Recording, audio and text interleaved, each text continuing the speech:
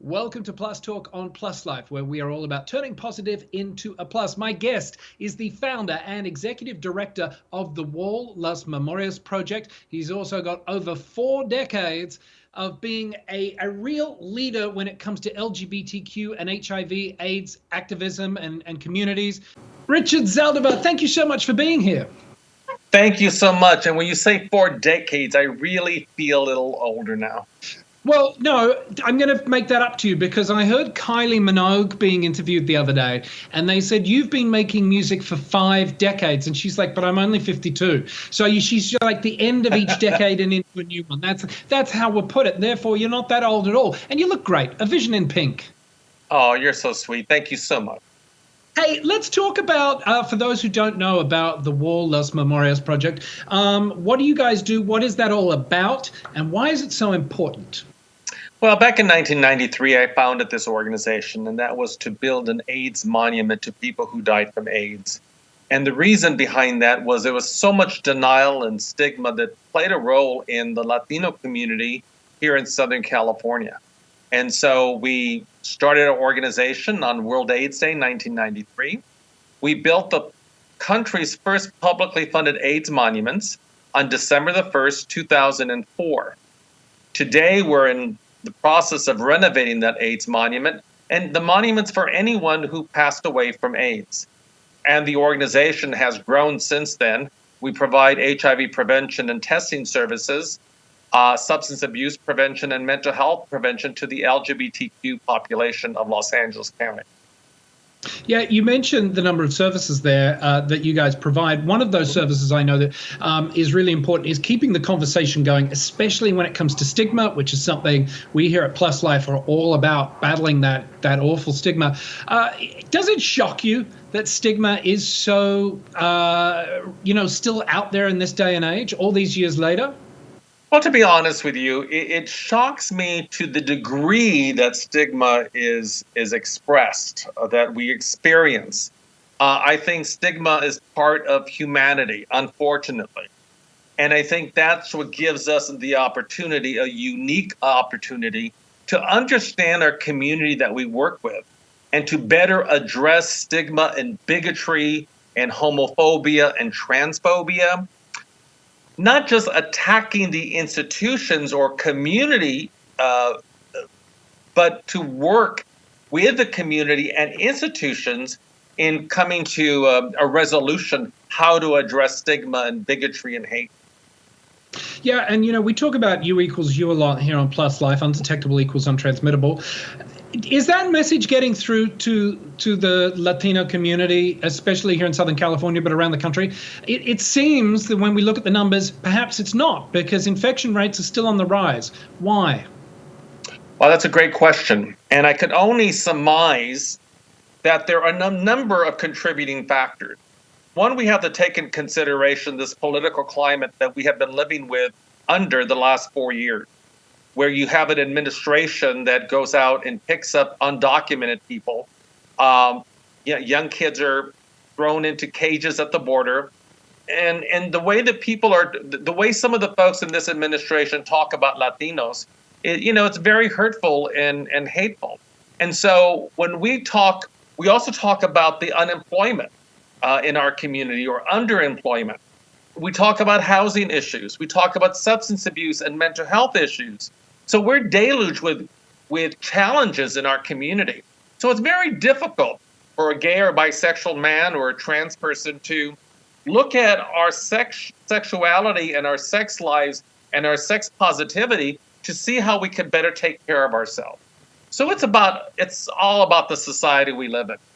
How are you guys at your organization helping change that conversation then? And how do we change that conversation for the Latino communities, whether you're gay, straight, bi, trans, however you identify? How do we start changing those conversations and bringing them around? It's important. And what we do here is we raise our voice up. We don't stand by and allow things to happen. We change things and make things happen for our community. So when a trans person is beaten up along the metro system in downtown Los Angeles, or we're talking about low voter turnout, and many of our community participants may not understand what all the ballot measures are on on a statewide election. Then we call virtual meetings and we have conversations with our community so that they're educated and they engage in the system. And we never say no. I think the no part of it, no, I don't want to get involved with that because it's too time consuming, or why should I? It's not going to do any good. No, what we do here is that we want to make sure that our community is engaging in the process. I'm happy and proud to say that a year and a half ago, this organization hosted Julian Castro, one of the presidential candidates in the primaries. We hosted a conversation with him here 2 years ago. And this last March, we hosted a conversation, a listening session with Dr. Jill Biden. This was the first time that we had someone who would be now in the White House to come to downtown Los Angeles and have a conversation with members of the LGBTQ community. So it's about community engagement. It's about participating in the system and raising our voice so that we take action. What's the feedback like from especially young Latinos in the LGBTQ plus community when people like Dr. Jill Biden and others that you mentioned stop by and take that time? Wow, it's truly amazing to see so many young staff members and clients who have this enormous amount of pride that they're able to engage and teach now the future First Lady of the country something about our community, something about our need, and to know that someone's listening on the other end. It brings so much gratification to our community.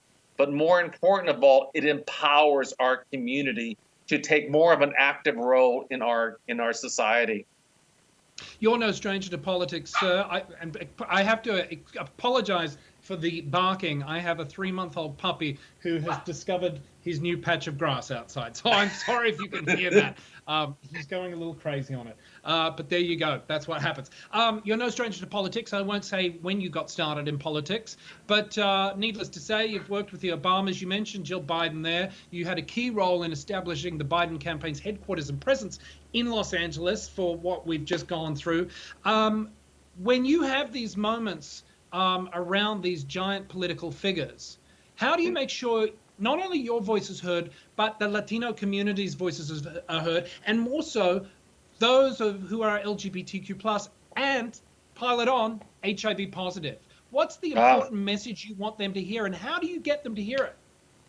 Well, that's a very great question. I think the positioning of one person when they are dealing or working with people who represent institutions of change, whether it's a United States Congress, whether it's the White House, whether it's a local Los Angeles County, how do we become a trusted voice? And I like to say that I bring my voice, the voice of the community, wherever I go. And as we have these conversations, we get to teach other people about our needs.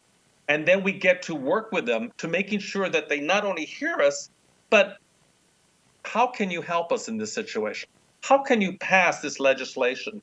And I think that's the amazing process that we live by. And so I'm really proud of the work that we do here because, you mentioned the experience that I have in politics and in the community, but I also like to mentor the young people because they're the ones who are going to change the community and change our nation. And they're doing incredible work. So it's about people like myself who have an opportunity to mentor others, to show them the way, to provide the place where they can exercise their voice and to create change. How much hope do you think this new incoming administration will give to young queer Latinos, young Latinos living with HIV, or those who might be in fear that they have it or have held back in testing? What do you think is, based on this past administration that we're saying goodbye to and hello to the new one, what's the sense out there? Is there a sense of hope? Is there a sense of excitement? And if not, how, as a leader, are you encouraging the young to get excited and involved? Well, let me just start by saying that the president-elect, Joe Biden, is doing an incredible job. And just the fact that he's announced his appointment to Health and Human Services Secretary to Javier Becerra, the first Latino ever to take that role, is huge for our community. Because under the Health and Human Services, it's important to see that when we look at Centers for Disease Control, that in the Centers for Disease Control, as of last year, they only had a 3% ratio or percentage of Latinos working for the Centers for Disease Control. That is ludicrous. With so many Latino Hispanics in this country, that there's only 3%. So how do we bring, our cultural awareness to major departments unless we are present in those departments? So I think Vice President Joe Biden has already gone in the right direction by appointing a Latino to that cabinet. And then the second thing I think is really important is that to know that this new administration is going to be so diverse. And the fact that Attorney General Becerra, who's going to be that secretary, has been so welcoming to our community, to the LGBTQ and to the HIV plus community. So we're moving in the right direction. What is important, though, in any kind of free democracy is that people don't sit back and say, well, let me see what Joe Biden is going to do for us. It doesn't work that way. It's what are we going to do together to create the change that we need. And let's hope that we as a nation can really come together, especially over the next 4 years, especially over the next 4 weeks as we continue to battle this pandemic. Richard Zaldivar, thank you so much. Thank you to the Wall Las Memorias Project. For more information on what we have discussed today, check out the website, pluslifemedia.com. And remember, follow us across social media at @PlusLifeMedia. Richard, thank you so much, and we'll see you all next time. Thank you, and God bless.